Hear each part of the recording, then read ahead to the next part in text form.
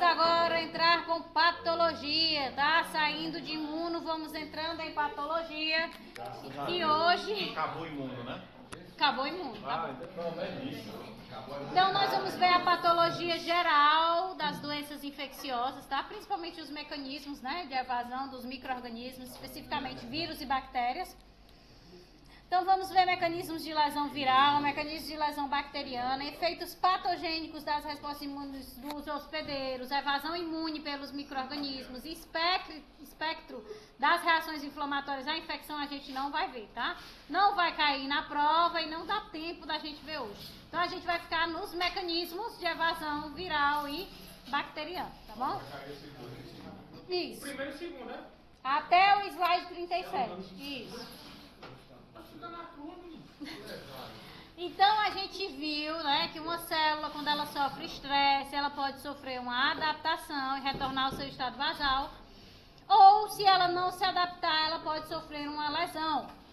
Então essa lesão ela pode ser reversível, em que a célula sofre a lesão, mas ela consegue se adaptar e retorna ao seu estado basal, ou ela pode ser irreversível, em que a célula pode sofrer morte celular programada, apoptose, ou a morte celular por necrose, tá? Isso. O estresse ele pode ser causado por agentes agressores biológicos, como bactérias, vírus e fungos, né? Então, as doenças infecciosas permanecem como um importante problema de saúde, apesar da disponibilidade de vacinas e antibióticos eficazes para muitos tipos de infecções. Então, no Brasil, o acesso limitado ao serviço de saúde, as condições de vida insalubres, a desnutrição, contribuem para uma carga maciça de doenças infecciosas. Infecções das vias respiratórias, HIV, doenças diarreicas, malária, tuberculose, são alguns exemplos. E acabam acarretando em morte, principalmente em crianças, idosos e pessoas imunodeficientes. Então, aqui são todos, né, os organismos que podem nos gerar alguma patogenia, e é nisso que a gente vai entrar hoje. Então, o patógeno ele pode estabelecer uma infecção caso ele possua fatores de virulência que superem as defesas normais do hospedeiro, ou se as defesas do hospedeiro estiverem comprometidas, né? Os imunodeficientes ou imunocomprometidos. Então, como é que acontece essa transmissão desses agentes infecciosos? Contato direto ou indireto, né? Gotículas respiratórias, via fecal-oral, né, que está mais relacionada à higiene, transmissão sexual, através dos vetores, né, como dengue, malária, que necessitam dos insetos artrópodes como vetor, transmissão vertical da mãe para o feto ou para o recém-nascido. Então, todas essas são vias de transmissão dos agentes infecciosos. Professora, tem diferença de falar entre transmissão vertical e é porque... Pode dizer. Porque vem quando fica confuso em relação a esse ponto, porque a transmissão pode acontecer na placenta, mas também pode acontecer no leite, no parto, né? Nascimento. Porque a vertical, ela está tanto relacionada à placentária quanto a... Secreções. Das secreções, da amamentação. Tá? A placentária diz que é só ali através da placenta. Então, eles podem adentrar no organismo através de qualquer uma, quando ultrapassam qualquer uma daquelas vias de transmissão, mas aí quais são as defesas que o hospedeiro tem para tentar impedir a entrada daquele micro-organismo? Então, nós temos, né, a pele, a própria barreira queratinizada, ela é mais resistente, tem um baixo pH, tem os ácidos graxos, tem a microbiota normal, tem a produção dos peptídeos, né, antimicrobianos, tudo isso vai impedir a entrada desse organismo, mesmo que a gente tenha um contato direto com ele, né? No sistema respiratório, nós temos os macrófagos alveolares, que tem a ação de limpeza mucociliar do epitélio brônquico, vai produzir o muco, tá? Nós temos a presença de IgA na secreção das mucosas, então tudo isso também vai favorecer, vai ser um impedimento para que esses agentes infecciosos venham a causar a doença. No sistema gastrointestinal, o próprio pH gástrico, né, que é muito ácido, a produção também de muco, a presença das enzimas pancreáticas, a bile, as defensinas que são secretadas pelas células de defesa lá no intestino, né? A presença de IgA, a flora também vai contribuir para impedir a entrada desses micro-organismos, a causa da doença. Então, vamos dizer que eu tive contato com o micro-organismo, eu ingeri, né? Um alimento contaminado. Mas chegou lá no meu intestino, ele vai passar pelo ácido. O que passar pelo ácido, ele vai ter que ultrapassar também as enzimas, vai ter que ultrapassar as defensinas, vai ter que ultrapassar a competição com a minha biota normal que existe no meu intestino. Então a gente tem mecanismos, eles têm os seus mecanismos de evadir a defesa, de tentar invadir o organismo, mas nós também temos os nossos mecanismos de defesa, tá? Meu olho não vai tremer. Diga. Esses mecanismos de defesa, eles fazem parte do sistema? Porque, em dúvida, que tem algo que às vezes não é sistema imunidade, mas tem algo que ele não coloca parte do sistema imune. Ele não coloca como barreiras, por exemplo, as barreiras físicas, ele coloca a pele, né, a produção do muco pelas células epiteliais, mas, por exemplo, pH, ele não coloca como mecanismo de defesa do sistema imune, né? Mas é um mecanismo de defesa, mas não relacionado ao sistema imune. Pelo menos nenhum livro coloca dessa forma, né? No trato urogenital, o fluxo repetido da urina, que é ácida, então também vai dificultar a proliferação. Nós também temos a biota, né, da região genital, que também vai contribuir para a manutenção do equilíbrio, da homeostase dessa região. Então, tudo isso é uma defesa do hospedeiro para impedir a proliferação. Então, tá aqui, né, a tabelinha que tem lá no Robbins, o que é que tem na pele, né, a própria barreira epidérmica, a produção dos peptídeos antimicrobianos, a presença de lipídios. No trato gastrointestinal também tem a barreira epitelial, mas também tem as secreções ácidas, as enzimas, a biota. No trato respiratório, o muco, certo? A presença de macrófagos alveolares. No trato urogenital tem a acidez da urina, tem a biota também e o próprio tecido epitelial, que tem as células justapostas, né? Que faz parte da nossa barreira física primária. Então, tudo isso facilita que a gente consiga uma defesa inicial contra esses agentes infecciosos. Então, aqui, né, nas aulas anteriores, eu sempre fazia um arcabouço detalhado dessa parte, porque eles não tinham isso, né, não tinham microbiologia. Mas vocês já viram como é a estrutura de uma bactéria, vocês já viram como é a estrutura viral e já viram como é a estrutura dos fungos, tá? Então, não vou detalhar. Se vocês quiserem ver, tem lá na aula, né, gravada do semestre passado, tem na outra playlist que eu dei para a turma 2, tem todos os detalhes aqui de estrutura, morfologia de vírus, de fungos, tá? Então tem tudo isso. Aí vocês voltam lá pra gente também não se estender em algo que vocês já viram com Priscila, tá? Isso aqui? Acho que pode ser numa questão de micro, né? Deve cair.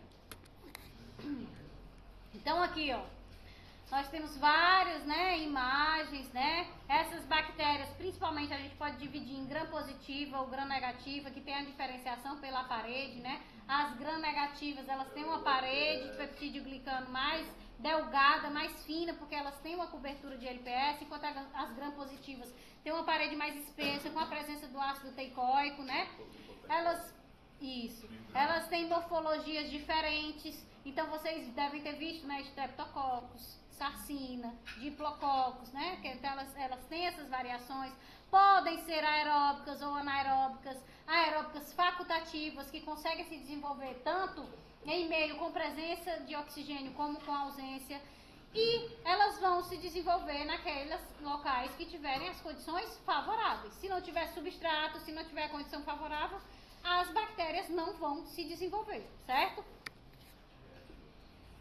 Aqui os vírus, né, também tem essas imagens lá no livro. Eles podem ser transitórios, que é o que a gente conhece como os vírus sazonais. Tem os períodos do ano que a gente tem uma maior incidência, né, de influenza, então a gente de dengue. Então tem os períodos sazonais.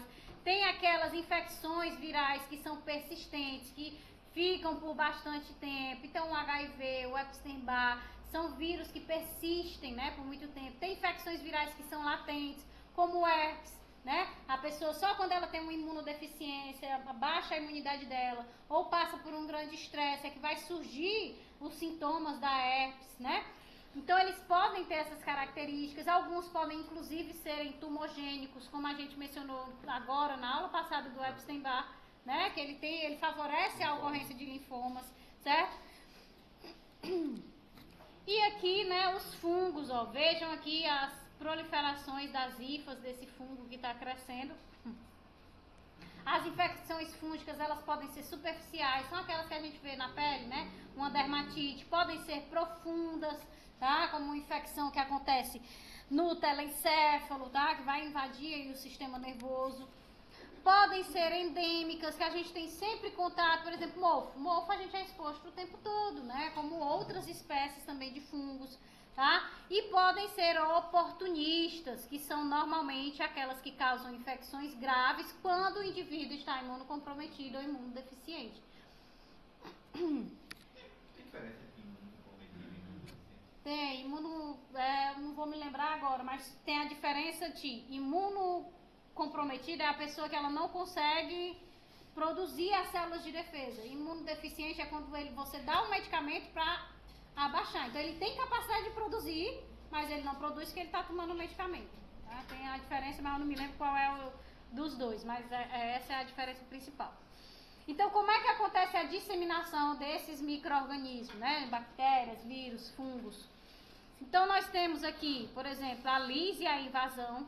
Algumas bactérias extracelulares ou fungos, vermes, vão secretar enzimas líticas que conseguem destruir o tecido e permitem a invasão direta, né?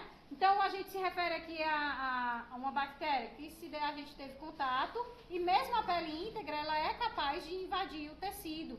Ou um verme que penetra pelo nosso pé, né? Porque ele tem capacidade de destruir ali o tecido e consegue penetrar através da lesão que ele mesmo causa.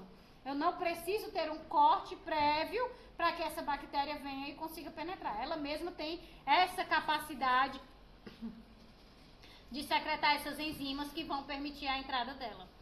Também temos as vias de disseminação pelo sangue e pela linfa. Então, os micro-organismos podem se disseminar tanto no fluido extracelular como no interior das células do hospedeiro. Transmissão direta de célula para célula. A maioria dos vírus se dispersa localmente de célula para célula pela replicação ou pela fusão de células do hospedeiro ou pelo transporte no interior de nervos. Tá? Então, as consequências da disseminação desses patógenos pelo sangue vão variar dependendo da virulência do micro-organismo, da magnitude da infecção e do estado imunológico do hospedeiro. Então, uma pessoa que ela está imunocompetente, que ela está com as suas defesas em dia, vai ser muito mais difícil de um micro-organismo conseguir ultrapassar qualquer uma dessas barreiras e ficar circulando para causar o processo infeccioso.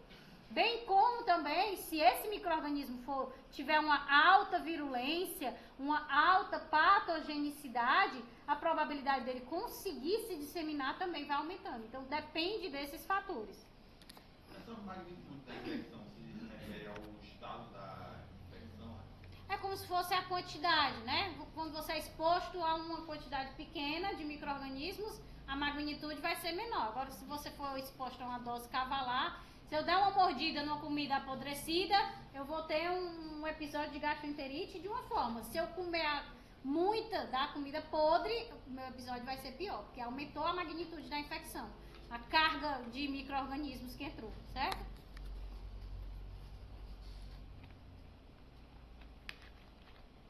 Então, aqui é só a representação da figura, né, dessas vias de disseminação.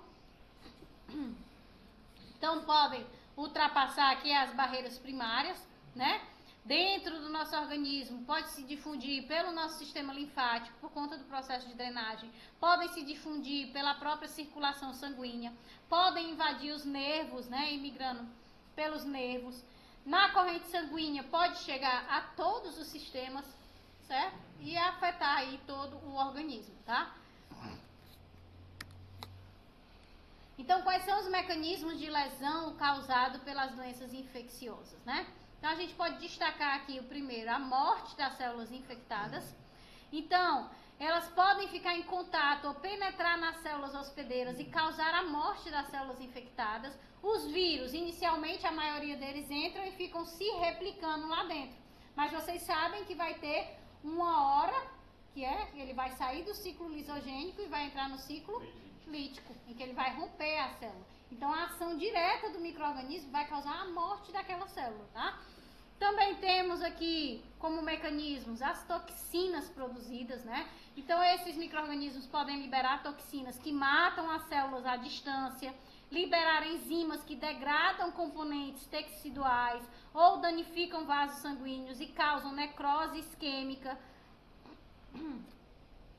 Então, tem bactérias que elas vão aí secretar uma substância, liberar na corrente sanguínea, e mesmo ela estando restrita ao trato gastrointestinal, essa toxina que ela liberou na corrente sanguínea vai chegar em outras regiões do corpo. Temos as respostas imunes do hospedeiro, que também vão causar os danos, que foi uma resposta para tentar combater aquele micro-organismo, mas a gente já viu que a inflamação também nos causa dano, né? Então, esses micro-organismos podem induzir respostas imunes do hospedeiro, que apesar de direcionadas contra o invasor, causam dano tecidual adicional. Portanto, as respostas de defesa do hospedeiro podem ser uma faca de dois gumes, né? Contribuindo para superar a infecção, mas também contribuindo para o dano tecidual. Então, vamos entrar aí nos mecanismos de lesão viral, tá? Os vírus, eles podem danificar diretamente as células hospedeiras através do seu ciclo viral, o qual vai depender de diversos fatores. Primeiro que a gente pode destacar é o tropismo, tá? O que é que vai fazer com que determinado vírus tenha uma afinidade por um determinado órgão? Por que a Covid afeta principalmente os pulmões? Por que o vírus do SARS-CoV quer atingir mais os alvéolos pulmonares? Por que a hepatite vai afetar principalmente o fígado? Por que eles têm essa afinidade pelos hepatócitos, tá? Então, isso é o que a gente chama de tropismo, afinidade por determinada célula de determinado órgão. Então, isso pode ser devido a receptores virais do hospedeiro. Então, os vírus, né, a maioria são revestidos pelo capsídeo, que contém várias proteínas que vão se ligar com especificidade a receptores celulares do hospedeiro. Então, o CD4 do linfócito T, o CXCR4, o CCR5, algumas proteases que existem na membrana do linfócito T são específicas para proteínas que existem na membrana dos vírus. E aí, consequentemente, esses receptores só vão existir em determinadas células. Linfócitos T que atuam somente no sistema nervoso. Ou células do fígado, né, os hepatócitos que contêm esses receptores. Então, cada uma dessas células vão ter receptores específicos expressos na sua membrana que vão direcionar aquele micro-organismo a interagir com ela e ter maior afinidade por ali. Porque quando ele chega em outro tecido, ele vai encontrar o receptor para interagir com as suas proteínas de membrana? Não, somente naquelas células. Então, isso vai fazer com que se direcionem a esses tecidos. Especificidade dos fatores de transcrição. A replicação dos vírus, ela depende da presença de fatores de transcrição específicos de um tipo celular. Então, nós temos sequências do DNA que são promotoras e potencializadoras que só estão ativas em células específicas. Então, o vírus, ele vai se proliferar ali no pulmão, significa que ele não infectou uma célula do coração, não infectou uma célula do estômago, não. Só que lá no estômago e no coração ele não conseguiu se proliferar. Por quê? Porque não tinha as sequências promotoras para os genes dele, porque o vírus ele quer o quê? Ele quer proliferar as suas proteínas para poder ele se replicar. Então, se eu não tenho esses fatores de transcrição nessas células, ele não consegue se proliferar. Já quando ele chega no pulmão, ele encontra esses fatores e aí ele consegue se proliferar lá, tá? Também tem aqui as características físicas dos tecidos. O ambiente e a temperatura do hospedeiro podem contribuir para o tropismo tecidual, né? Os enterovírus, eles são resistentes a ácidos, por isso que eles causam dano intestinal. A resistência aos ácidos, a bile, as enzimas. O rinovírus prefere temperaturas mais baixas. Então, como a cavidade nasal está em contato direto com o ambiente, ela tem uma temperatura mais baixa do que as regiões mais internas do corpo. Então, por isso que ele vai causar rinite, tá? Quando a gente fala de tuberculose, vocês vão ver na 10ª semana, né, depois das provas, por que os bacilos da tuberculose, aqui a gente está falando viral, mas também existe isso para as bactérias, por que eles ficam no ápice dos pulmões? Porque no ápice dos pulmões a gente tem uma concentração maior de oxigênio. E ela tem a preferência, o tropismo, para uma concentração maior de oxigênio. Então ela vai lá e fica localizada naquela região, certo? É latente, né? A senhora já está explicando na aula da tuberculose que tem aquela questão do encistamento, fica latente a bactéria, e quando for imunodeficiente pode voltar. Pode voltar. Isso no tratamento da tuberculose eles sempre associam com o HIV, né? Isso. Quando a pessoa está com a tuberculose manifesta, né? A manifestada, aí ele já associa que a pessoa está com HIV, porque já acha que ela está imunodeficiente. Então, além disso, além do tropismo que contribui para essas lesões causadas pelos vírus, nós também temos o outro fator que é o dano, né?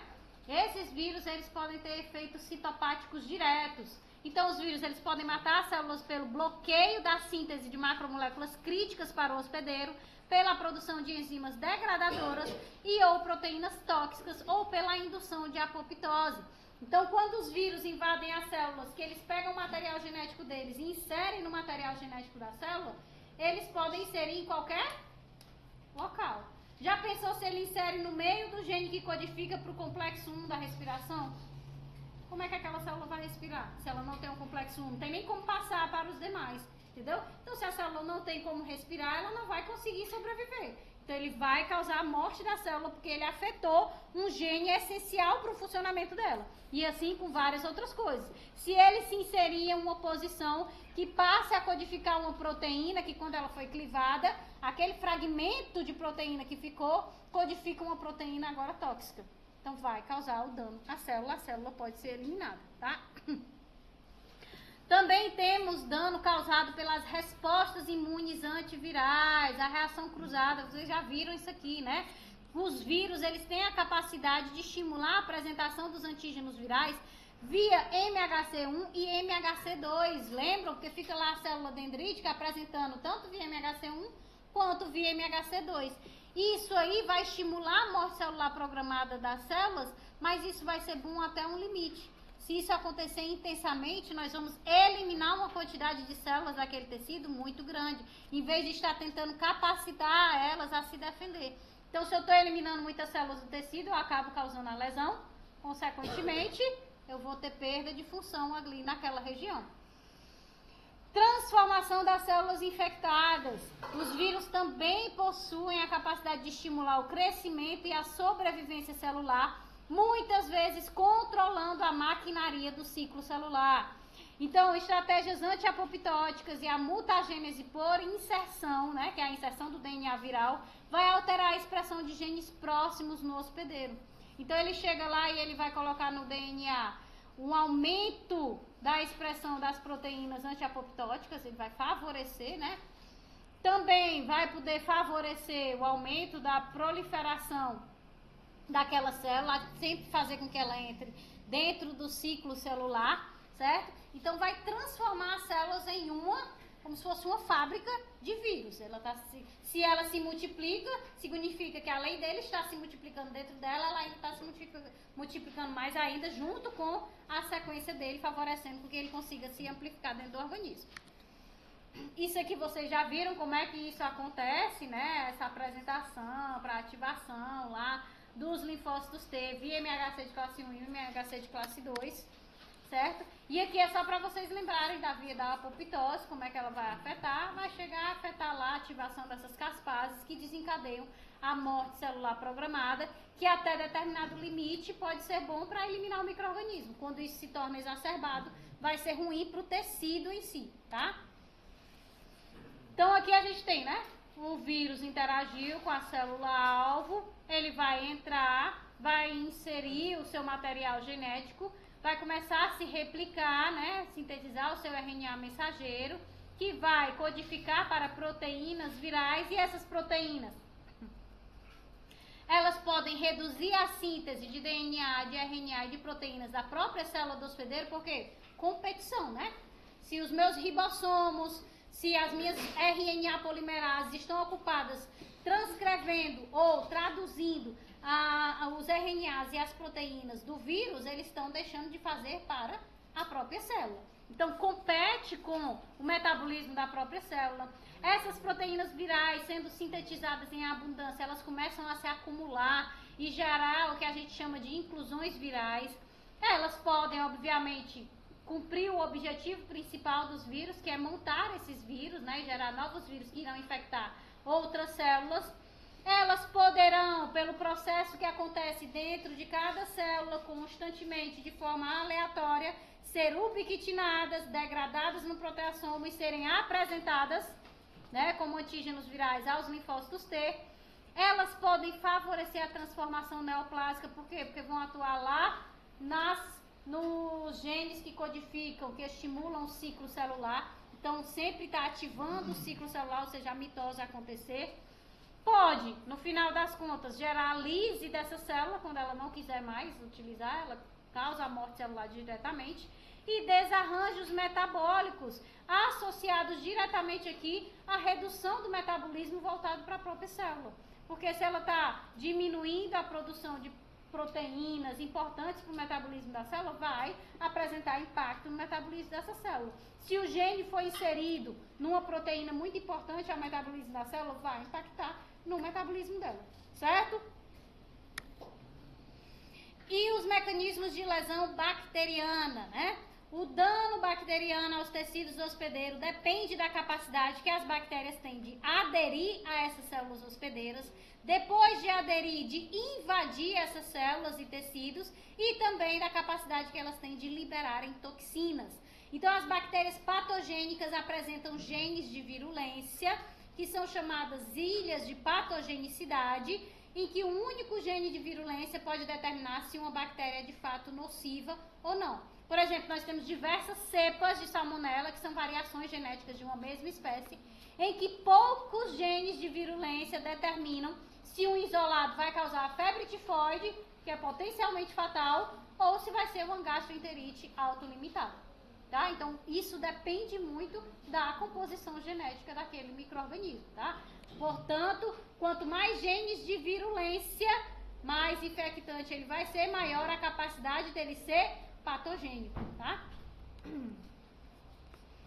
Então, os plasmídios também estão associados a essa capacidade virulenta das bactérias, além, né, da sua codificação genética. Esses plasmídios são DNAs pequenos, circulares, de replicação independente, ou seja, não é o material genético principal da bactéria, como é esse que nós nos referimos.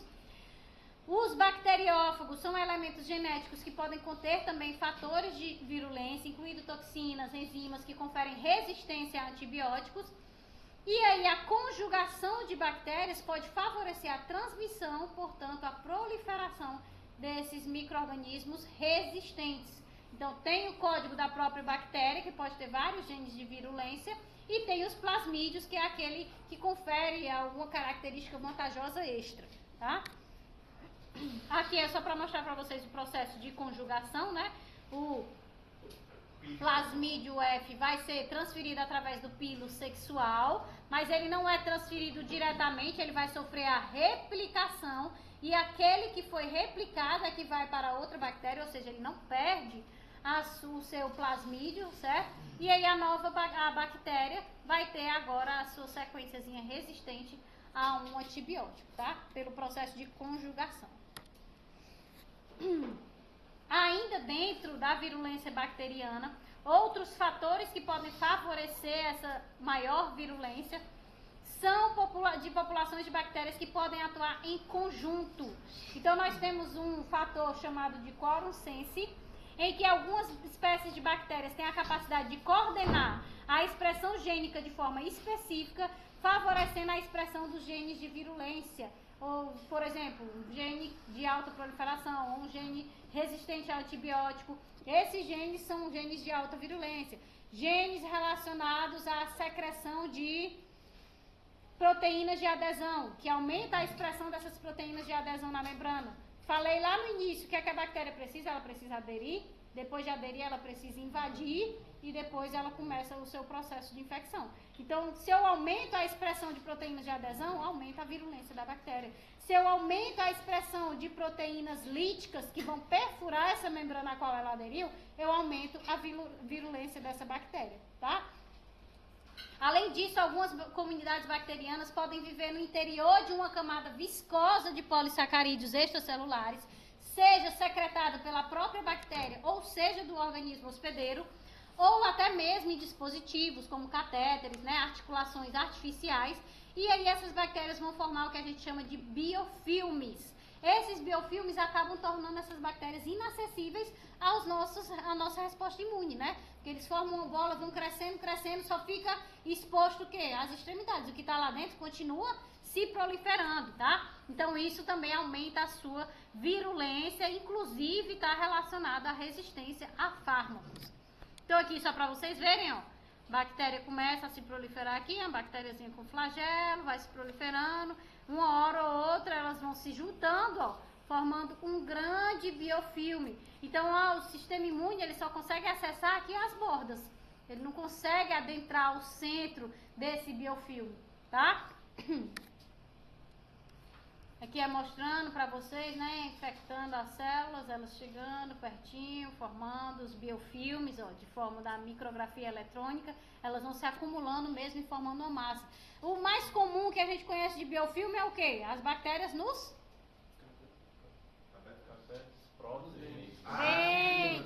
dentes, ainda apontei assim, mas exatamente, o tártaro, elas vão se acumulando e aí forma esse biofilme, tá?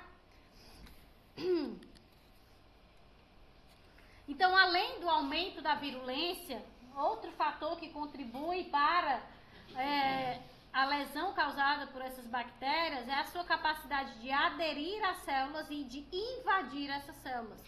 Então, as moléculas da superfície bacteriana se ligam às células hospedeiras ou à matriz extracelular e são denominadas adesinas, que pode ser o ácido teicoico, podem ser proteínas F, podem ser as próprias fímbrias, né, ou piles, tá? Porque nelas, na extremidade delas, nós vamos ter aminoácidos conservados variados, que também favorecem essa interação, essa adesão com a membrana das células.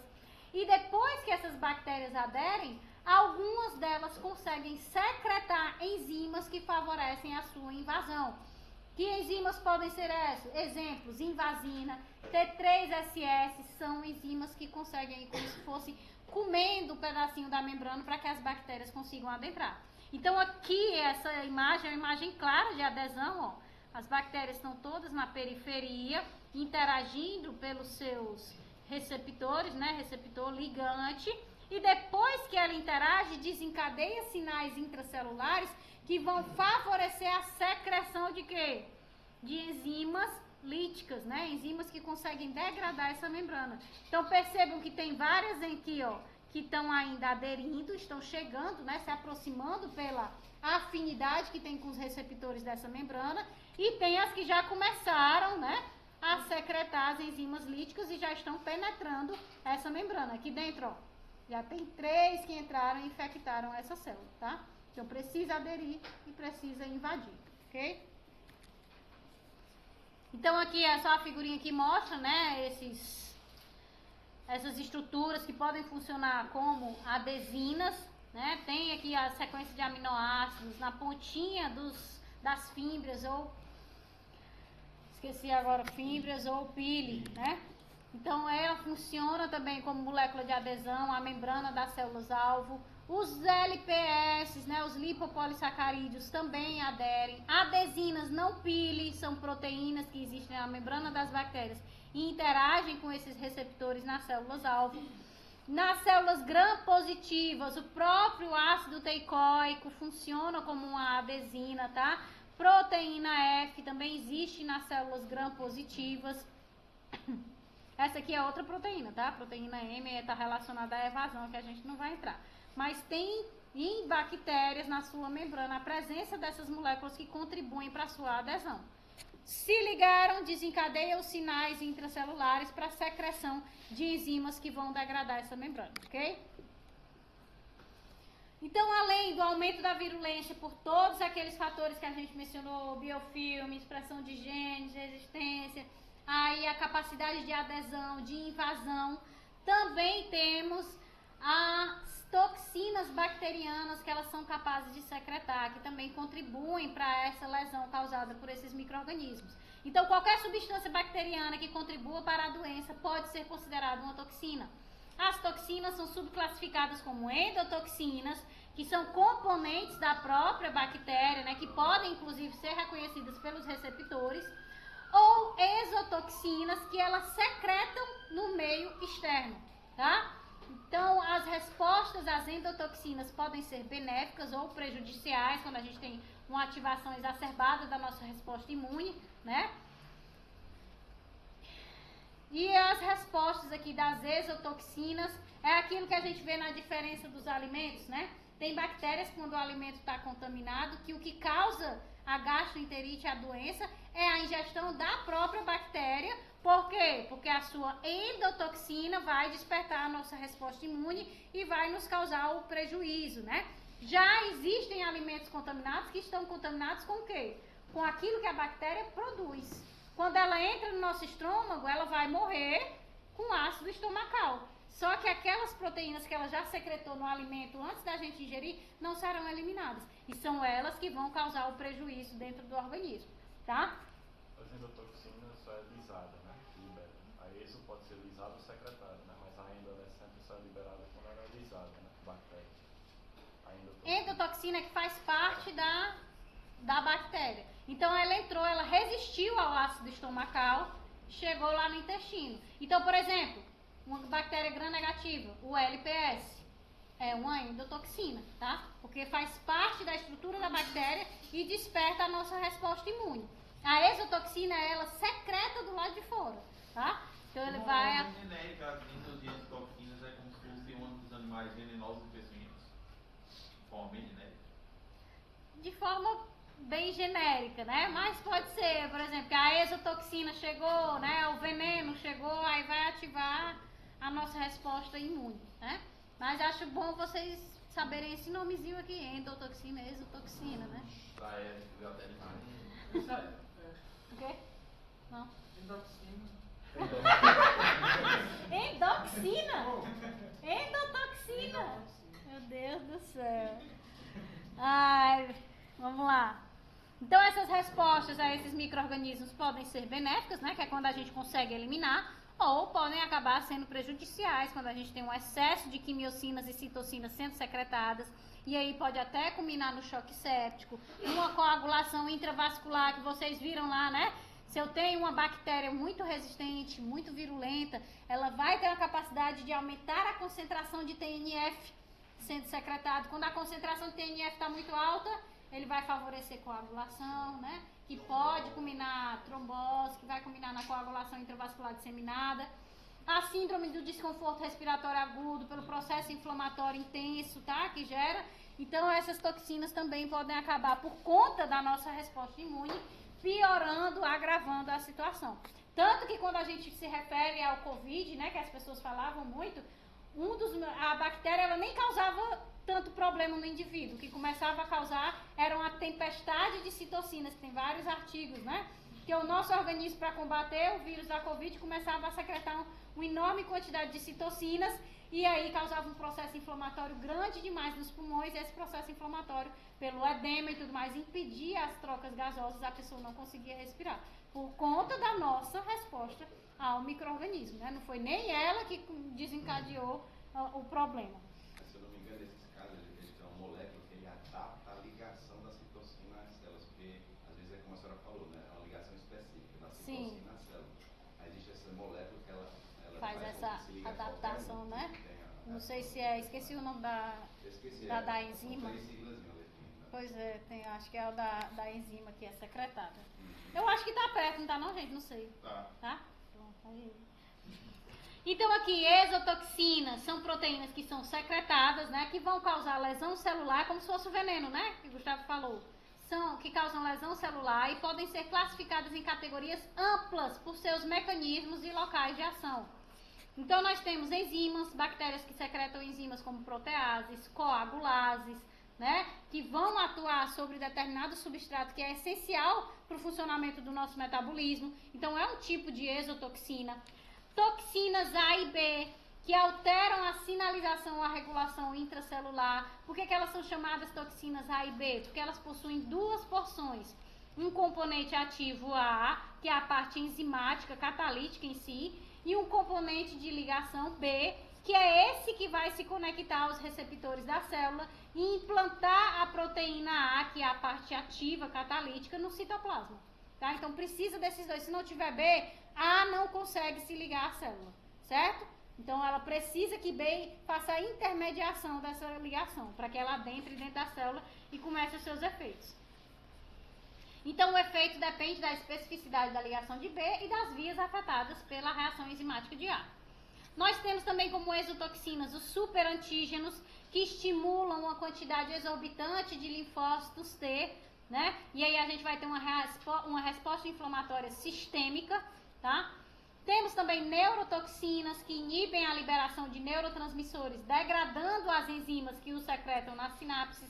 Então, está envolvido aí na paralisia, que está relacionado ao botulismo, como também no excesso de contração do tétano, que a gente vai já ver. Então, são neurotoxinas produzidas por bactérias, tá?